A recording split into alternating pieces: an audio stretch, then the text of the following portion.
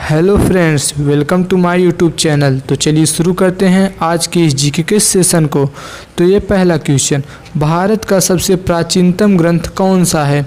तो जो भारत का सबसे प्राचीनतम ग्रंथ है वो है वेद। इसका सही उत्तर वेद होगा। इसी क्रम में अगले क्वेश्चन की तरफ बढ़ते हैं। वेद के संकलनकर्ता किसे माना गया है? तो जो वेद के संकलनकर्ता को माना गया है वे हैं महर्षि कृष्ण द्वैपायन वेद व्यास जी को। तो बढ़ते हैं इसी क्रम में अगले क्वेश्चन की तरफ। वेदों की संख्या कितनी है और उनके नाम क्या हैं? तो वेदों की संख्या जो है वो 4 है। उनके नाम, पहला है ऋग्वेद, दूसरा यजुर्वेद, तीसरा सामवेद, चौथा अथर्ववेद। अगला क्वेश्चन की तरफ बढ़ते हैं। सबसे प्राचीनतम वेद किसे माना गया है? तो जो सबसे प्राचीनतम वेद है वो है ऋग्वेद। ऋग्वेद को सबसे प्राचीनतम वेद माना गया है। तो अगले क्वेश्चन की तरफ बढ़ते हैं। ऋग्वेद में कुल कितने मंडल हैं? तो ऋग्वेद में जो मंडलों की संख्या है वो है 10। ऋग्वेद में टोटल 10 मंडल हैं। तो बढ़ते हैं इसी क्रम में अगले क्वेश्चन की तरफ। ऋग्वेद में कुल कितने सूक्त हैं? तो जो ऋग्वेद में सूक्त की संख्या है वो है 1028। इसी क्रम में अगले क्वेश्चन की तरफ बढ़ते हैं। ऋग्वेद को पढ़ने वाले ऋषि को क्या कहते हैं? जो ऋग्वेद को पढ़ते हैं उस ऋषि को होत्र कहते हैं। तो बढ़ते हैं इसी क्रम में अगले क्वेश्चन की तरफ।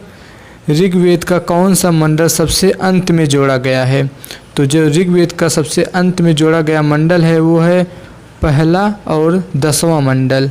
तो इसी क्रम में बढ़ते हैं अगले क्वेश्चन की तरफ।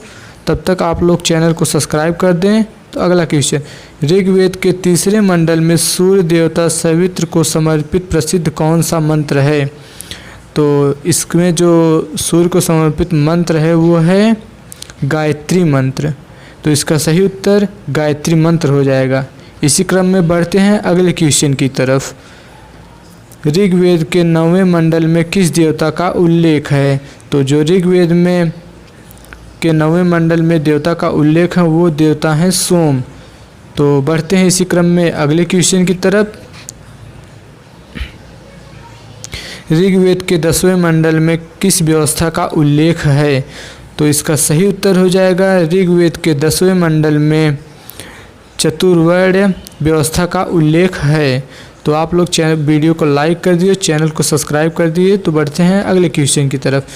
यूनेस्को द्वारा ऋग्वेद की 30 पांडुलिपियों को किसमें शामिल किया गया है? तो जो यूनेस्को द्वारा 30 पांडुलिपियों को शामिल किया गया है वो है UNESCO memory of world register. तो जो 300 पांडुलिपियाँ हैं उनको इसी में शामिल किया गया है। तो बढ़ते हैं अगले क्वेश्चन की तरफ। यज्ञों के नियमों या विधानों का संकलन किस वेद में मिलता है? तो दोस्तों इसका सही उत्तर हो जाएगा यजुर्वेद में मिलता है। तो बढ़ते हैं अगले क्वेश्चन की तरफ इसी क्रम में। तो अगला क्वेश्चन, यजुर्वेद में यज्ञों के नियमों या विधानों का संकलन मिलने के कारण इसे क्या कहा गया? तो इसी क्रम में इसका सही उत्तर हो जाएगा इसे कर्मकांडी वेद कहा गया। तो इसका उत्तर जो है वो कर्मकांडी वेद है। इसी क्रम में बढ़ते हैं अगले क्वेश्चन की तरफ। यजुर्वेद को कितने भागों में बांटा गया तथा उनके नाम बताइए? तो जो यजुर्वेद के भाग हैं वो हैं 2। तो उनका नाम है, पहला यजुर्वेद जो है वो शुक्ल यजुर्वेद है और दूसरा यजुर्वेद कृष्ण यजुर्वेद है। तो आप लोग प्लीज़ चैनल को सब्सक्राइब करें और वीडियो अच्छी लगी तो लाइक ज़रूर करें। बढ़ते हैं अगले क्वेश्चन की तरफ। शुक्ल यजुर्वेद किसमें है? तो ये शुक्ल यजुर्वेद केवल पद्य में है।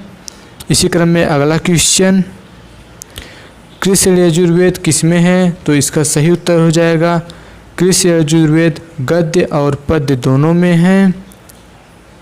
तो अगला क्वेश्चन, किस वेद को गजस्नेयी संहिता कहा जाता है? तो इसका सही उत्तर हो जाएगा शुक्ल यजुर्वेद को। इसी क्रम में बढ़ते हैं अगला क्वेश्चन और लास्ट क्वेश्चन।